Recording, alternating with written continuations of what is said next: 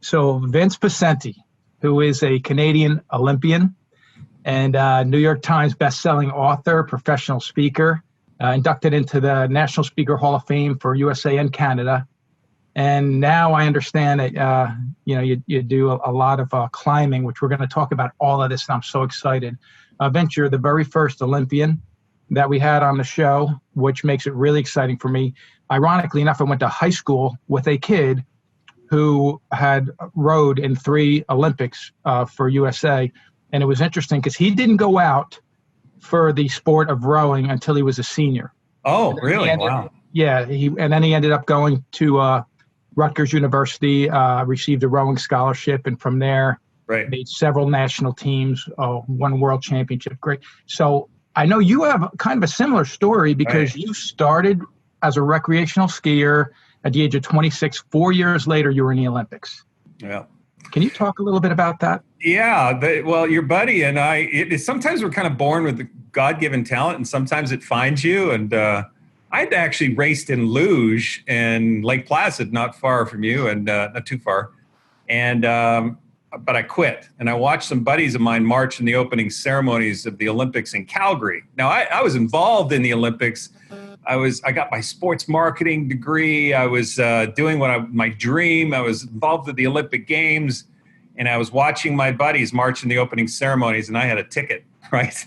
And I think that's probably the first thing I want to say is so often in our business, Frank, we look at it as if, what do you aspire towards? What do you want to create? What do you want to build? What do you want to be a part of?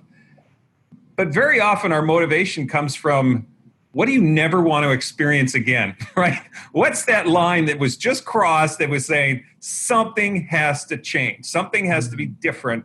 And it was those opening ceremonies at 26 years old that I went, I do not want to go to my grave ever having this feeling of regret again, ever.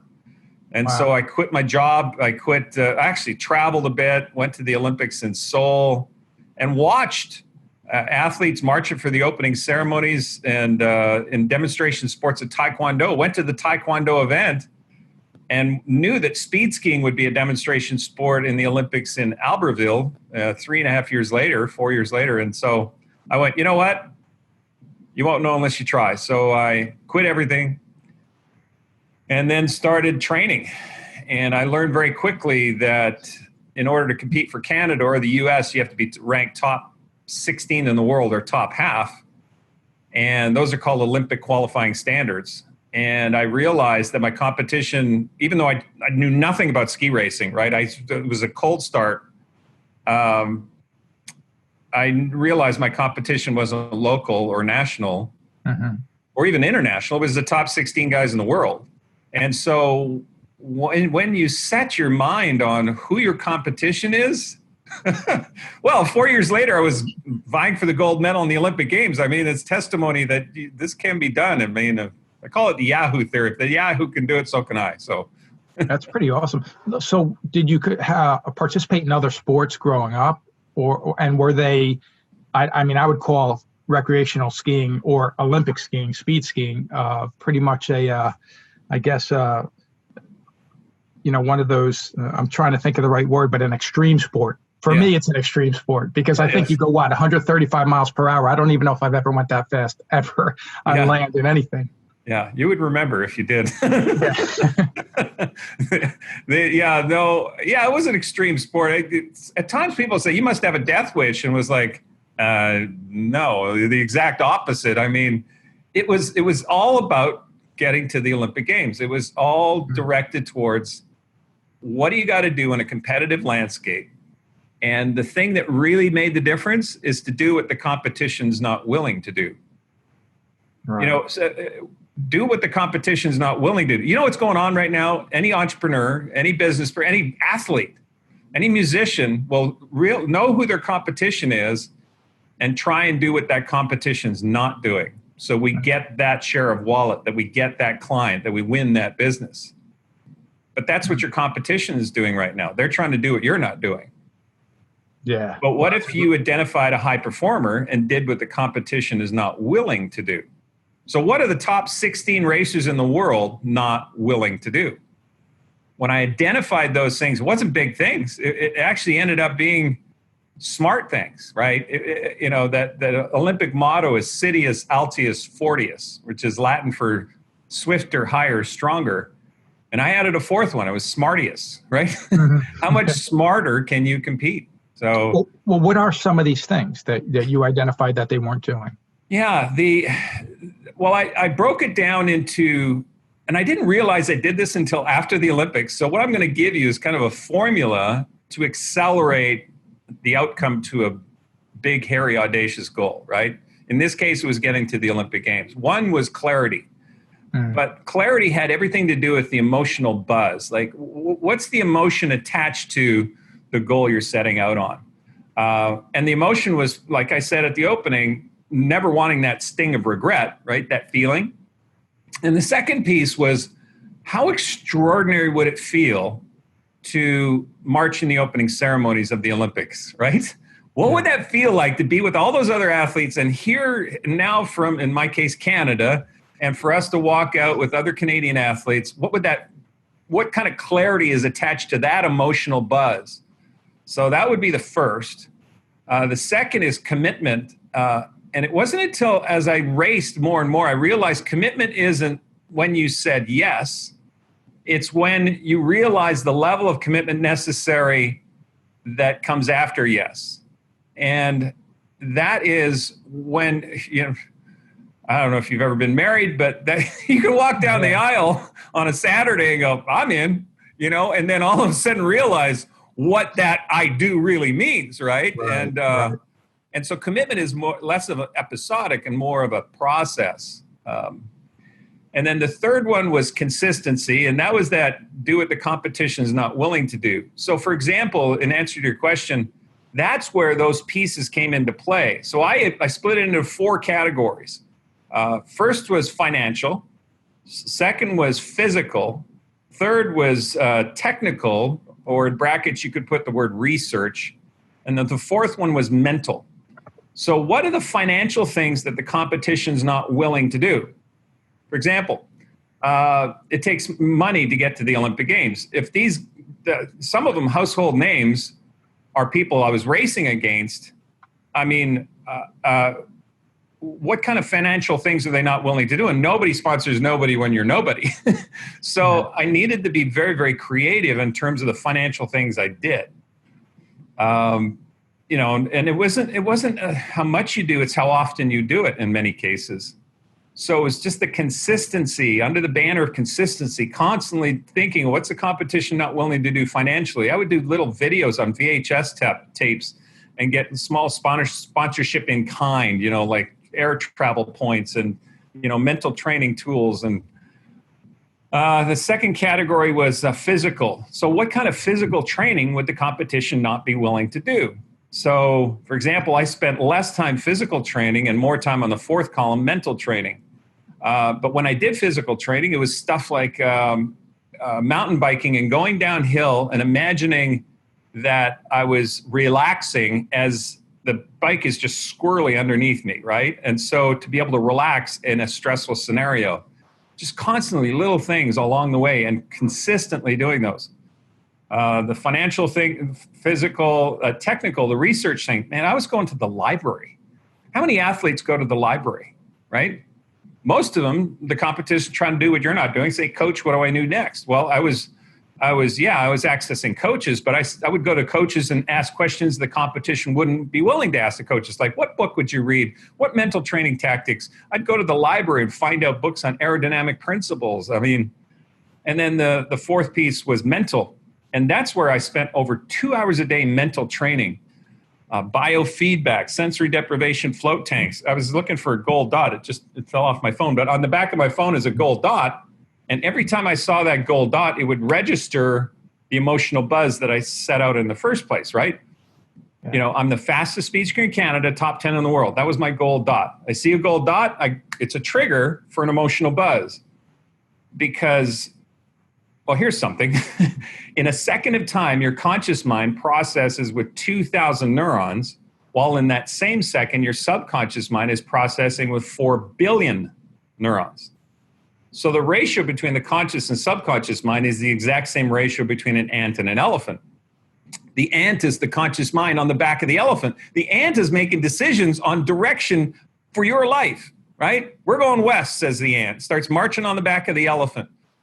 But what if the elephant is headed east? You know, which way is the ant really going? East, while you're thinking you're going west. And so to align the ant and the elephant, to have your conscious and subconscious mind aligned in the exact same direction, had everything to do with what I was doing under the mental category, if you will. And consistently things like gold dots, biofeedback, sensory deprivation float tanks, hypnosis programs, meditation, over 2 hours a day, all directed on creating a truth in the subconscious mind, which was that I was the fastest in Canada, top 10 in the world. Now, is that really true? No. I was a recreational skier. That's the conscious mind. The subconscious mind goes, thank you. When you feed information into it, means you are the architect for your truth. And why not gravitate to that which you believe to be true? You will gravitate to that which you believe to be true. Why not be the architect for that truth? And turns out it worked pretty well.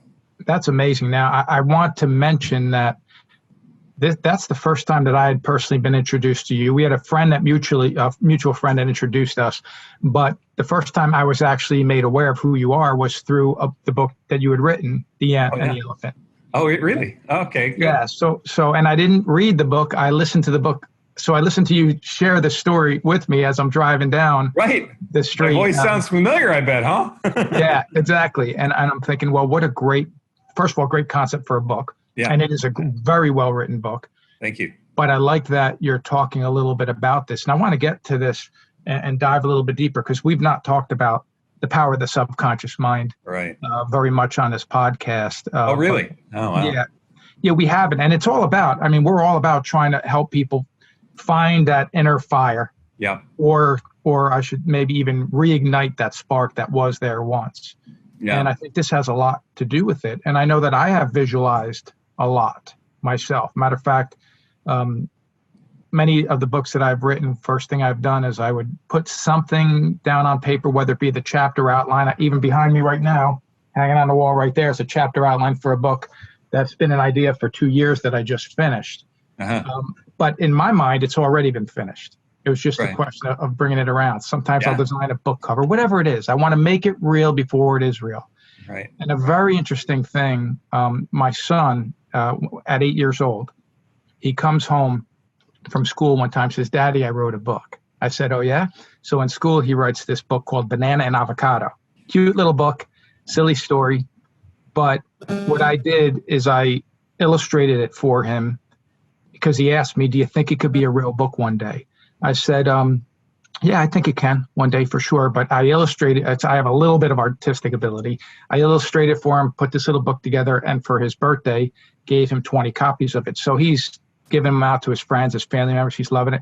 But what I'm really trying to do, Vince, is make him understand that you can visualize something and make it a reality, right? Yeah. So I think this all kind of plays into what you're talking about a little bit with the ant and the elephant. But I also want to get into how we influence other people because we're big on helping people build teams. Right. So if you want to influence other people, you have to try to find a way to create that alignment as well between their subconscious and conscious mind, right? Exactly. And how do you do that? How do you help other people? All right, let me start with how you don't do it. Okay. Because this is the way it's done everywhere. In fact, that's why I created a company called Radical Safety. And I would roll firefighters into that. There's all sorts of safety protocol. There's all sorts of checklists we need to go through in order to show up and have the behavioral change necessary to have the outcomes we need. Now, predominantly my audience are sales groups and leadership groups, and the same question arises: how do you get people to perform at the highest level? And it all starts with the alignment of the ant and the elephant. Now, here's the problem. Even companies, I've worked with DuPont, for example, and DuPont has these great programs that talk about the importance of having the mindset necessary, and you gravitate towards that mindset. Yet the sticking point with everything I'm seeing out there is that what we're doing wrong is taking a bucket of content and saying behavioral change is important. Doing things differently is important. Example, back in college, I was maybe in my third year, and I kept struggling with procrastination, and I couldn't figure out why I was procrastinating. It was such a mystery to me. I went to one professor who I thought, he'd been doing this for 20 years, and I thought, he'd know. All the students you've seen, how do you get them to stop procrastinating? And he looked at me and he went, well, you just start. You just do it. And I went, I know that. I know that I could just, but why? Why is that something? And it took me after my college years and realize what we're talking about right now is that unless there's an emotional connection to the outcome, and the emotional connection has to be in two facets. One, what you never want to experience again, i.e., holding a ticket for the opening ceremonies, watching guys, buddies march in, and I'm not. So there's this pain associated with it.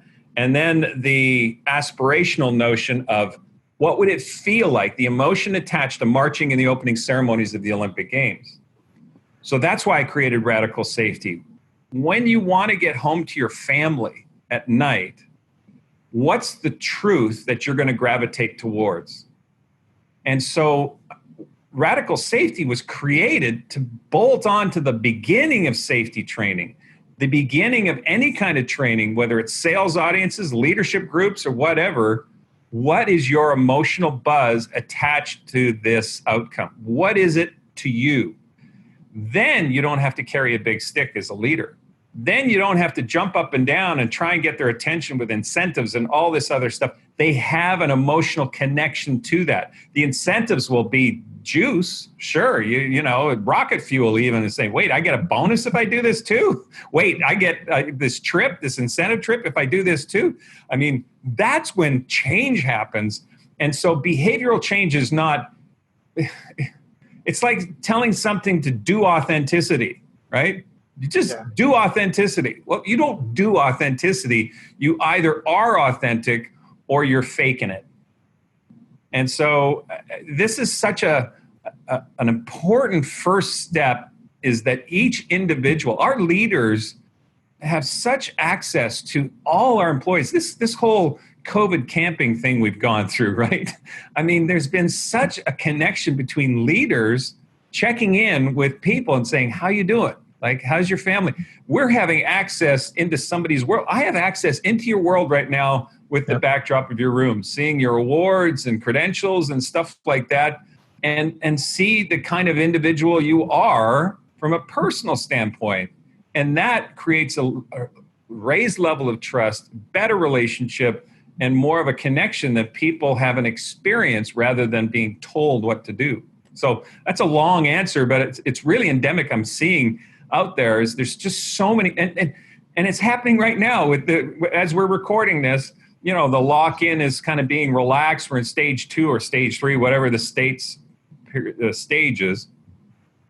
And there's these checklists. Say, do this checklist and behave differently now. It's like, oh, wait. No, what's the outcome you want? And so that's a leader's job. And it becomes person to person, just like this. Yeah, I like that. And I like how you started that with the procrastination when you just said, well, just do it.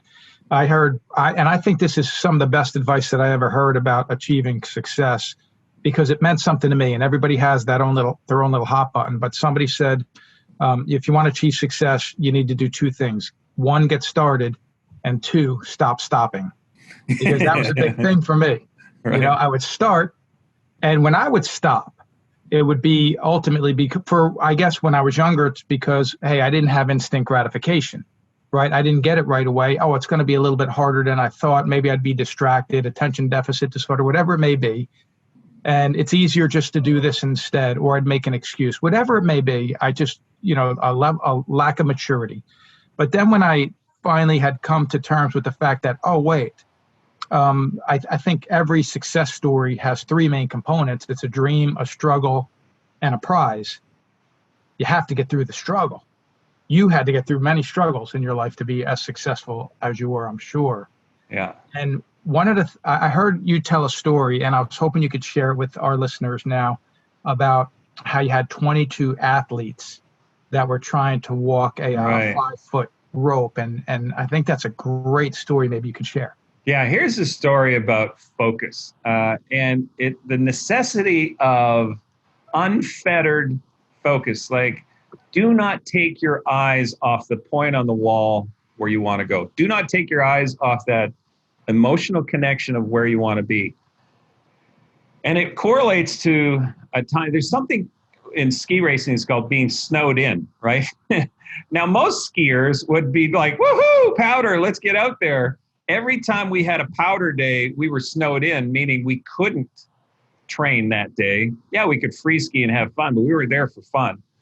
And so we went in a gymnasium, and I was actually training with the French national team, because our Canadian team wasn't that strong and the French were, and that's a whole other story. So they did me a solid and said, yeah, we'll let you train with us. And we were snowed in. The coach had set up a rope that was about 20 feet long. It was about 2 feet off the ground. And these are the top skiers in the world, right? These are 21 of the best skiers in the world, myself. And these guys, I mean, came from skiing royalty. These just insane talent, right?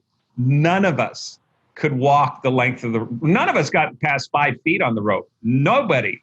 I remember Philippe Guachel was part of this ski royalty in France, and he was not going to fall off this rope. The rope was going side to side to side to side like this, and he was not going to fall off, but he eventually did. And then finally the coach said, stop. Stop looking at the rope. Pick a point on the end of the wall and do not take your eyes off that. And the athlete who was his turn looked and went, all right. So he looked at the rope, looked at the point on the wall. And as he started, he looked back at the rope, like back on the wall. And he says, stop looking at the rope. Your feet, how did he say it? Your legs, your feet are at the end of your legs, so they're not going anywhere. And the rope will always be under your feet. So stop looking at the rope, only look at the point of the wall. And so finally this guy just kind of raised his chin, would not look down, and walked the length of the rope. The rest of us were like, what the hell just happened, right? Did he have a change in skill? In less than 15 minutes, all 22 of us walked the length of the rope. And pretty soon, because they're all competitive, we figured out how to walk to the end of the rope, turn around, look another point at the end of the other wall, and then walk back, right? Did we have a change in skill? No. We had a change in focus. Right. And when your focus is unfettered, when you have a point that you have an emotional connection to, meaning that you not only consciously, your ant gets it, but your elephant has a buzz, like you have a physical reaction. And an elephant buzz, this emotional buzz, is both that yin and yang. It's that aspirational, that thing that will light you up, just say, how awesome would it be, i.e. marching in the opening ceremonies. But also that anxiety, which was, how the hell am I going to get to these Olympics? Like, I've never ski raced before. I don't have the money. I'm just a recreational blue run skier. I mean, all these fears, and that combination of those two, the anxiety and the aspirational notion of that, I mean, it is such a powerful driving force to be aligned towards. And I'll just add one little quick story here. Yeah, please. I may screw up the golfers' names, but it was something like Jack Nicklaus was golfing with Greg Norman, right? Okay. And they had been paired up. Greg Norman was this rising star, and Jack Nicklaus was this existing icon. And they were on the first tee, and Norman turned to him and said, God, I'm nervous. And Nicklaus turned to him and said, don't you just love that feeling? Right? That's the feeling. That's the feeling to go, oh, I love that feeling. That anxiety that's mixed in with anticipation. It's, man, There's a book, The War of Art. Yeah, The War of Art by Stephen Pressfield. And basically, the part of the book is if something scares you, it's important to you. That's why you should go towards it. Wow. Yeah.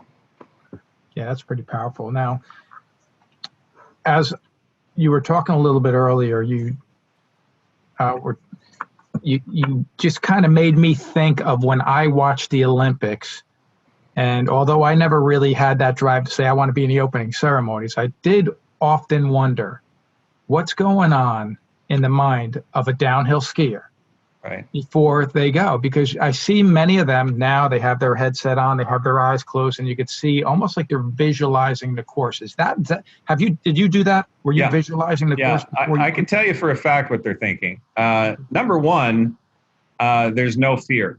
Fear is not even part of the equation. Although if you really step back and look at it, you could die, but all you're thinking about is how I can go faster. Now, when you see them visualizing and going through this, what was so advantageous is in every training day, every training module, multiple times a day, I would go through the same routine leading up to performance. When you have a routine that leads up to performance, it's much like if you could picture a trough and a bowling ball. And the trough is, let's say, 20 feet long. And if you take the bowling ball and take your hands away, it will go down that trough and exit that trough at the same speed and the same direction every time. Once you've figured out the routine to set up peak performance in training, then when you compete, it's just letting go of the bowling ball and the routine takes you to that peak performance moment. So superstition for athletes, I'm a hockey fan too, and there's all sorts of superstitions with hockey players. Whether they know it or not, that's part of the routine to set up peak performance. And so it would be a mistake to go, that's a great idea. When I go to my sale or negotiation or a speech that I'm going to give, I'm going to go through a routine. No, you got to have this routine as the setup for race day, for the moment where you have to be on your game. That's my read of what's going on there. And of course, my routine, for what it's worth, was 5 steps. One, I always got there early. What's early? Well, when you have a motto of do what the competition's not willing to do, what are the top performers not willing to do? Well, they would get to the race run, let's say 45 minutes in advance of their race run. Well, I would get there 60 minutes or 55 minutes, right? Just do what they're not willing to do. Because when you manage stress, peak performance is allowed to flourish. So get there early. 2, I'd go through the same breathing exercise every time. You oxygenate part of the brain called the amygdala. The amygdala is where it kicks into fight, flight, or freeze. Those are stress responses. You will not have peak performance if you're fighting, flighting, or freezing. And so I'd go through a deep breathing exercise, because what happens when you're in a stressful situation is you're into shallow breathing. That's the autonomic response to the brain to go, something's going wrong, shallow breathing, and then the amygdala takes over. That's a stress response. So that's the second part of it. Get there early, deep breathing. Then I would visualize or experience outcomes. I used the word visualize, but it really was experience, meaning I brought in the 5 senses. What did it look like, smell like, taste like? All the 5 senses. And I do this to this day prior to every speech. Even if it's a virtual thing, I did it prior to this call. Yeah. I go through a 5-step routine because what are the outcomes that I want to have for you and your audience, right? What are the outcomes? And, what does the chair feel like underneath my butt? All this kind of stuff. What do the lights feel like? Because I've got some studio lights in here. All the senses create an experience of expectation. If that makes sense. It makes a lot of sense. And then the 4th one was, I called it the vortex technique, where it was just getting the highest and the best, like filling up my entire body with this energy. And then the fifth one is almost comical. It was a decision to have fun. Just have fun. I mean, we all do better when we're enjoying it. Yes. I mean, what the opposite end of the universe from fun is fear, is a stress response, is a lack of scarcity. I mean, all that. Where fun is just like, I'm just going to enjoy this. I mean, I'm not going to think about it. I'm not going to just show up and have fun. Well, and that's one of the things that I like about you, because when I watch your speeches and interviews, you always seem to be in a good mood. I've talked on a previous podcast about how, and I say this when I speak, I say, how many people in this room are overthinkers? And you've probably had similar conversations with your audience. Right. And you'll see 85% of the hands in a room go up. And I talk about, and I go through this little routine where I talk about how when you're an overthinker, you wake up at 3 o'clock in the morning, think about all the things that probably won't ever happen, and think about the worst case scenario. Yeah. And for me, you never get back to sleep when you're an overthinker. But then I kind of found myself in that point where I said, well, you know what? And maybe it comes with age, maybe it comes with wisdom, maybe it comes with maturity. But I found myself in that point where I said, I don't want to allow myself to be overcome by anything. And I want to talk to you about that next, actually. But what I want to do is enjoy the moment. Yeah. And a lot of people talk about balance. I don't know much about balance. What I do know about this is I figured out that what works for me personally, Vince, is when whatever I'm doing at that moment, if I'm writing, if I'm speaking, if I'm fishing with my friends, if I'm coaching my son's baseball team or having this podcast interview with you, I want to be in that moment. Yeah. And that helps prevent me from becoming overwhelmed with all the things that I know that I still have to do. You talked about managing stress earlier. Yeah. How do you prevent yourself from ever becoming overwhelmed? Because you're a very busy man between, what you've done athletically, you climb peaks, and we're going to talk about that in a minute. Right. But again, as an author, as a speaker, and everything else. Well, I will say I am human, and the past 3 days, I've felt significantly overwhelmed. I mean, I've been working my ass off. I've been trying to push out value to people. The spigot that was the keynote speeches got turned off. Yeah. And I mean, the last 3-4 days have been a struggle. I mean, I felt like I've been overwhelmed. And so there's some hacks you do, because if there's overwhelm, it means your ant and elephant aren't headed in the same direction. It is the human condition to feel like, what am I doing? How do I do this? How, did I lose it? Have I lost it? Am I done? Am I irrelevant? Am I, all this self-limiting beliefs can show up. And so some of the hacks is just I go for a bike ride, I've got this little creek I made over here that is 26 feet long, and it's by a fire pit. Now, I live in Dallas now, but too hot to turn on the fire, or to have a fire. But anyway, to sit there and just kind of meditate. And I actually do meditation. I've done meditation since I was 14. And I will say this. Let me close this piece by saying our brains are like a smart snow globe. These flakes know where they need to be. But if you're constantly shaking the snow globe, right, there's only going to be chaos. And it is the subconscious mind is so freaking aware of what your next step needs to be. It knows where equilibrium is. And these flakes know where they need to land when you take that pause, when you allow that they just kind of find that place, And so pretty much regularly when I get those little triggers of feeling overwhelmed or feeling like I'm hungry, I can't focus or whatever, I go, wait a minute, I've been in front of this screen for 2 hours or 3 hours. I got to step away and do something. So these little hacks along the way can really make a difference. Yeah.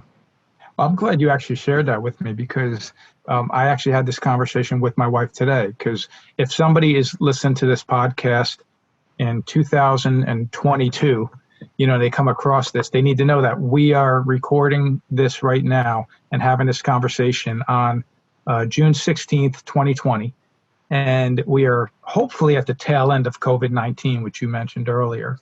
But you're right. I mean, I speak about 50 times a year.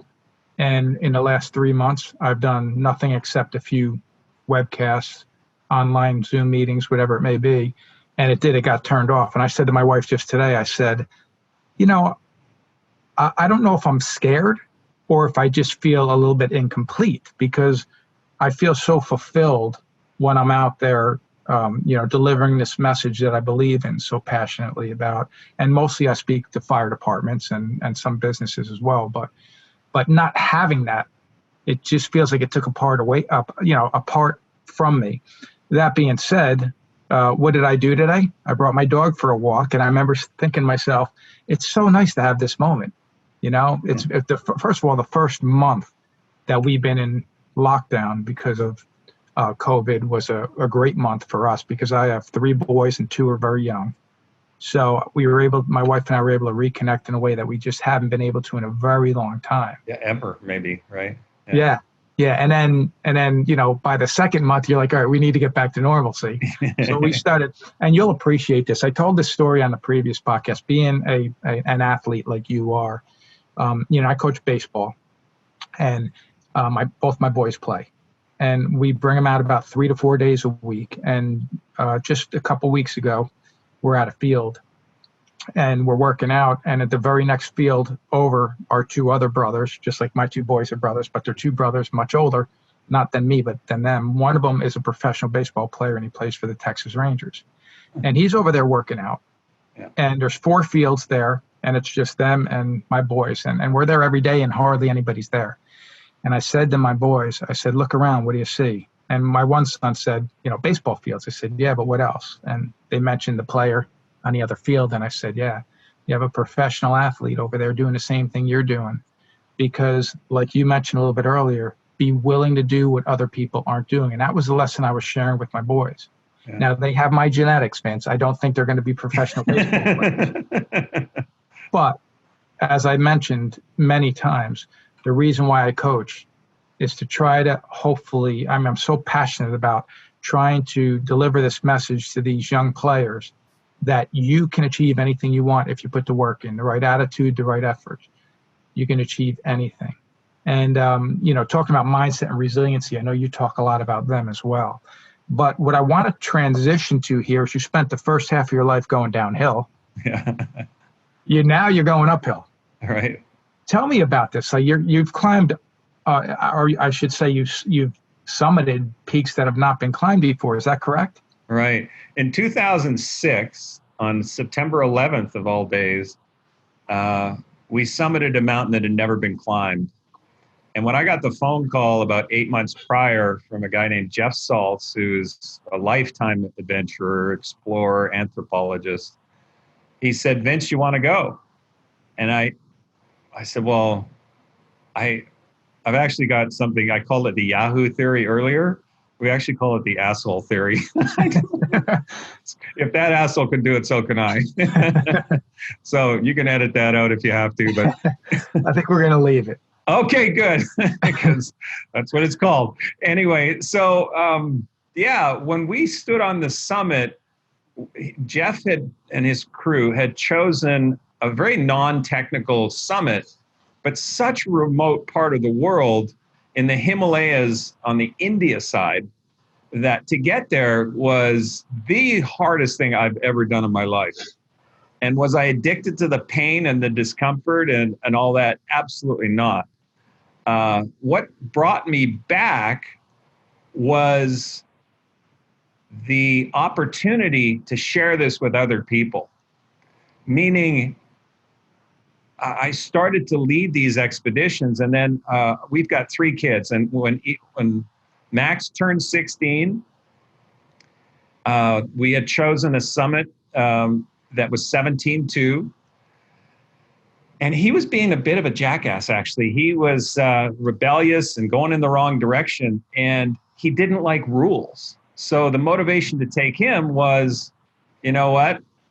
let Mother Nature, kick your butt and let me know how that works out for you, because if you don't like rules and you're in an environment where there are constructs that, are life and death or comfort or discomfort and anything in between, you're going to learn pretty quickly. And he's just an absolute charming, savvy, wonderful 22-year-old to be around, right? Did that mountain climbing expedition make the big difference? Well, maybe it changed his trajectory 3 degrees from the port he was sitting in, and he could end up thousands of miles in a different place by that new trajectory. So my middle child, or the youngest, when she was 16, took her. She was a stud in dancing, but all she did was dancing.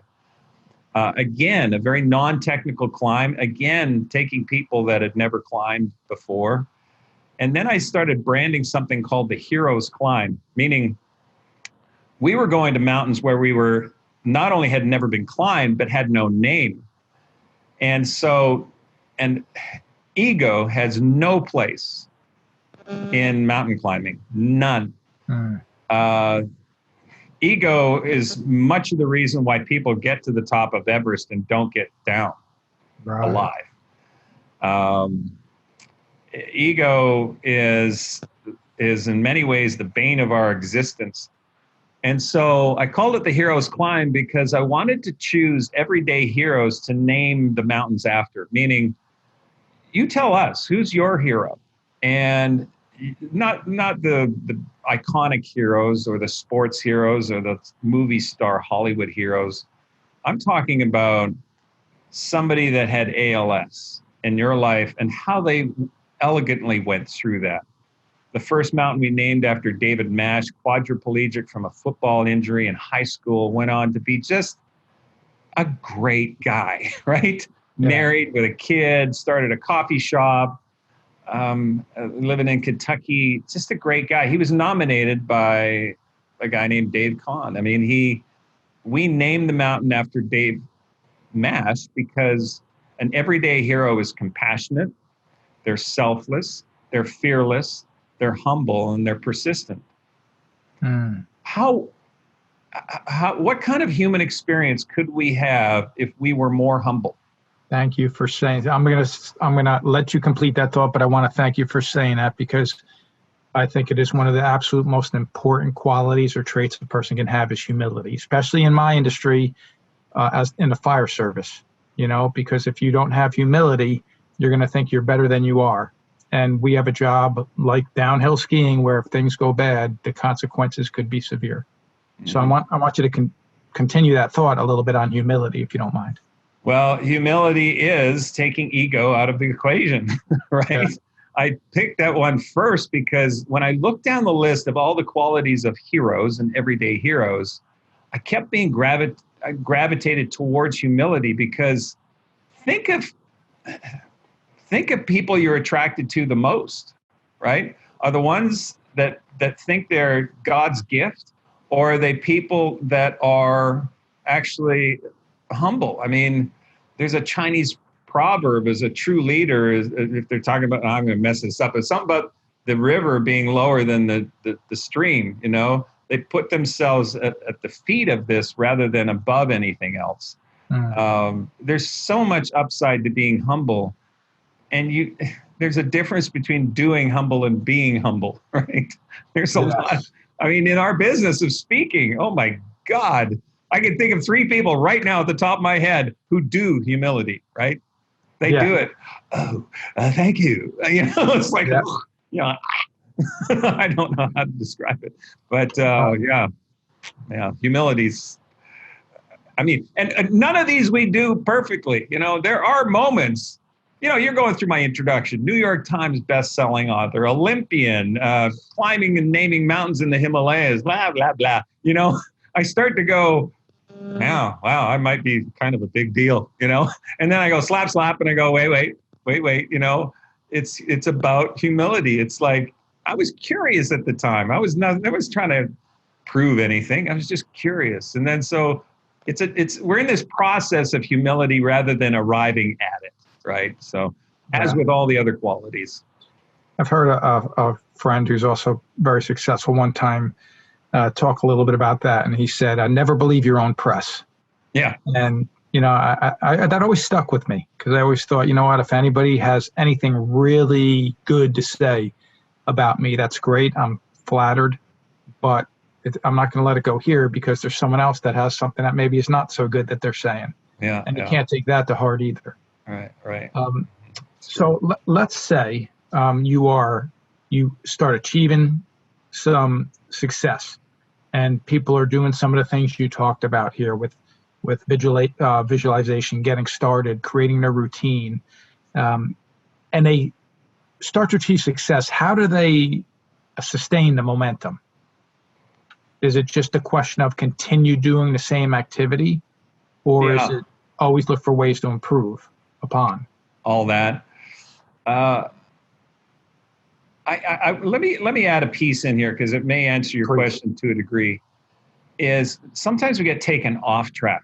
Now, if you don't know exactly where you're headed, if you don't have an emotional buzz of where you're headed, then of course you're going to have hiccups. Of course you're going to have setbacks. So when you talk about that, I want to clarify. You're talking about the dream or the goal or the idea of this is what I want to accomplish when you know where you're headed. Yeah, that thing that causes both anxiety and aspiration, excitement at the same time. That thing is, it's got, the term in business has been bandied around, the big, hairy, audacious goal, right? Yeah.